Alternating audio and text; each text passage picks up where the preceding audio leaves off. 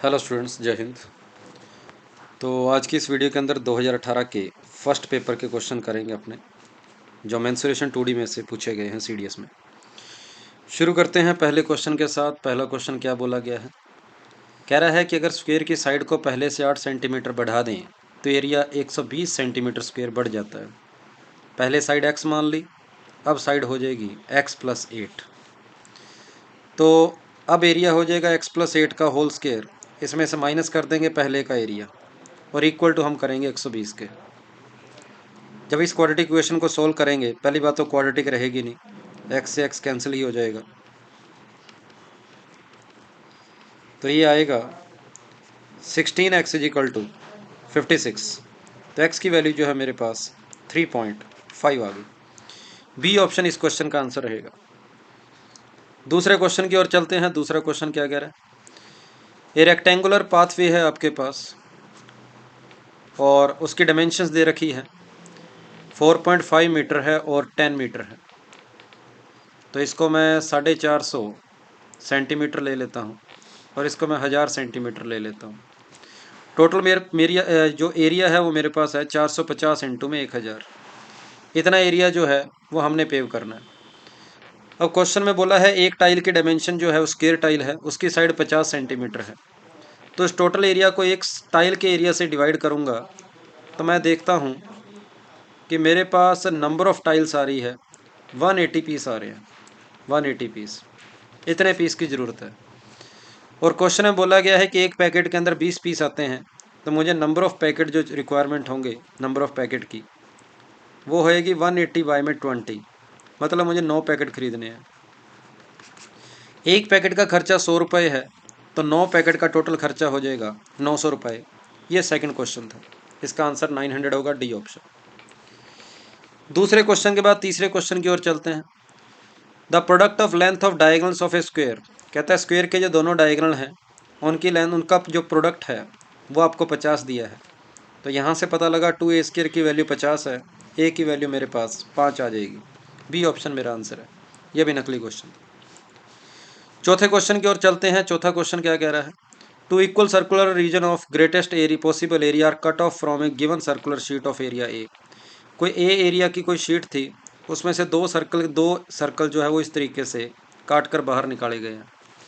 Remaining area पूछा है क्या होगा। तो ये जो आपके पास शेडेड पोर्शन है, इसका आपको एरिया निकालना है कितना होगा। तो पूरे सर्कल की रेडियस को मैं r मान लेता हूँ। तो पूरे सर्कल का एरिया हो जाएगा πr², जिसकी वैल्यू क्वेश्चन में a दे रखी है। अब इस एक छोटे सर्कल का एरिया हो जाएगा पाई इंटू में r/2 का होल स्क्वायर, क्योंकि छोटे सर्कल की रेडियस जो है वो r/2 है। तो ये बन जाएगा πr² बाई में 4, और πr² की वैल्यू हमारे पास a है, तो a/4।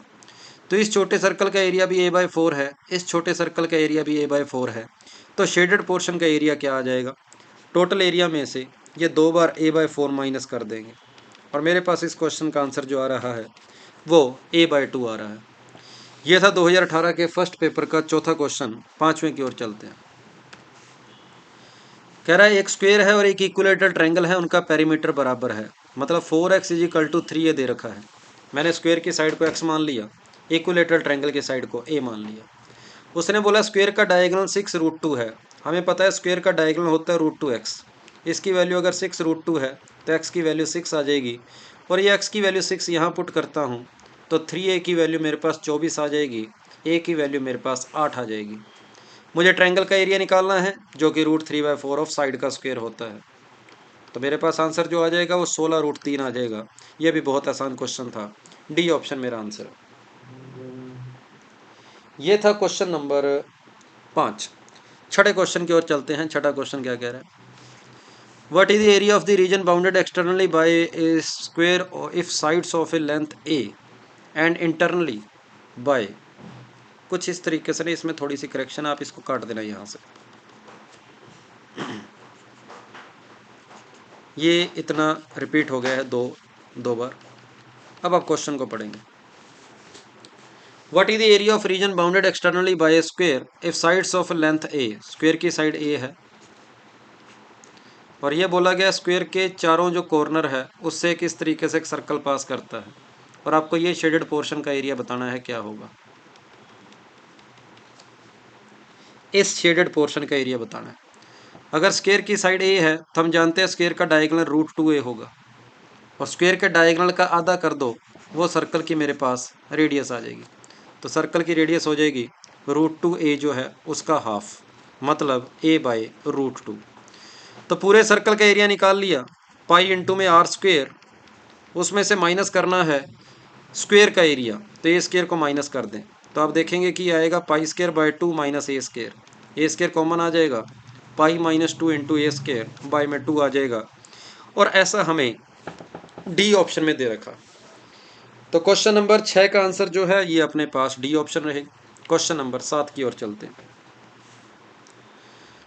7वां क्वेश्चन कह रहा है region of area a bounded by circle C. कोई आपके पास इस तरीके से एक सर्कल है और क्वेश्चन में बोला गया है उसको एन रीजन के अंदर बाउंड किया गया है और हर एक का एरिया a/n है।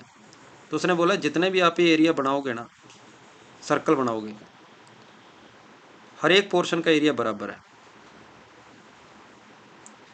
मतलब इसका एरिया अगर 1 है तो इसका भी 1 है, इस पोर्शन का एरिया भी 1 है, इस पोर्शन का एरिया भी 1 हो। और पूछा गया है कि Pm = R की पावर में RM+1/RM है। R के बारे में पता कर ले तो सबसे छोटे वाले की रेडियस को R1 बोला है, उससे बड़े वाले की रेडियस को R2 बोला है, उससे बड़े वाले की रेडियस को R3 बोला है, उससे बड़े वाले की रेडियस को R4 बोला है। ठीक बात है। तो सबसे और R1 रेडियस वाले सर्कल का एरिया मैं A1 बोल देता हूँ, उससे बड़े वाले का एरिया A2 बोल देता हूँ, उससे अगले वाले का A3 और सबसे बड़े वाले का एरिया मैं A4 बोल देता हूँ। तो अगर मैं एरिया का रेशो बताऊँ A1:A2:A3:A4, तो मैं यहाँ पर देखूंगा कि सबसे छोटे वाले सर्कल का एरिया A है, मान लो अगर 1 है, तो उससे दूसरे बड़े सर्कल का एरिया 1+1 टोटल 2 हो जाएगा, अगले सर्कल का एरिया 3 हो जाएगा, अगले सर्कल का एरिया 4 हो जाएगा। तो सबसे बड़े सर्कल का एरिया हो जाएगा 1+1+1+1 4 हो जाएगा। और अगर सभी के एरिया का रेशो ये है तो उनकी रेडियस का रेशो क्या होगा, हम इन सभी का अंडर रूट कर देंगे, सभी का रूट करेंगे तो 1 आ जाएगा, √2 आ जाएगा, √3 आ जाएगा, और यहाँ पर मेरे पास 2 आ जाएगा। ये सभी रेडियस का रेशो आ गया। अब क्वेश्चन वाले पूछा है कि लगातार 2 रेडियस का रेशो बताओ, मतलब P1 की वैल्यू आपके पास होएगी R2/R1, मतलब √2/1 जो कि 1.414 आ गया। उसके बाद P2 की वैल्यू आपके पास होएगी R3/R2, और ये मेरे पास आ रहा है √3/√2 आएगी। इसी तरीके से P3 की वैल्यू मेरे पास आ जाएगी R4/R3 जो कि हो जाएगी √4/√3। P4 की वैल्यू मेरे पास आ जाएगी R5/R4 और ये हो जाएगी √5/√4 मतलब 2। तो 2.23 के अंदर 2 का डिवाइड करूंगा तो 1.15 आएगा। अब मैंने इसको इसलिए डिवाइड नहीं किया क्योंकि इस फ्रैक्शन वाले नंबरों को थोड़ा सिंप्लीफाई करने में मुझे मुश्किल होगी, लेकिन इतना पता लग रहा है कि स्टार्टिंग में मैंने 1.414 से शुरू किया था और अब मैं 1.15 पे पहुंच गया। इसका मतलब जैसे जैसे आगे बढ़ रहा हूँ वैल्यू कम हो रही है। इसका मतलब जैसे जैसे m की वैल्यू बढ़ेगी p की वैल्यू कम हो रही है।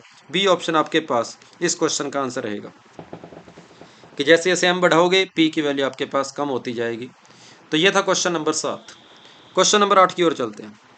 8वां क्वेश्चन, एक वायर है जिसकी रेडियस 9 और एक वायर है जिससे सर्कल बना हुआ है और उसकी रेडियस 98 सेंटीमीटर है, और उस वायर को मोड़कर एक स्क्वायर बनाया गया है बाद में, और बोला गया है कि लेंथ ऑफ साइड बतानी है।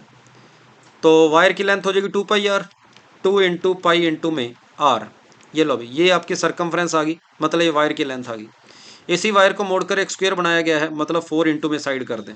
और यहाँ से इसको अगर सोल्व करके देखते हैं तो ऑप्शन बोल रहे हैं 22 की टेबल में 154 ही आएगा, इसको सोल्व करके आपका आंसर 154 ही आएगा। ये था क्वेश्चन नंबर 8। क्वेश्चन नंबर 9 की ओर चलते हैं। 9वां क्वेश्चन क्या कह रहा है। 9वां question, what is the area of largest circular disc cut from a square.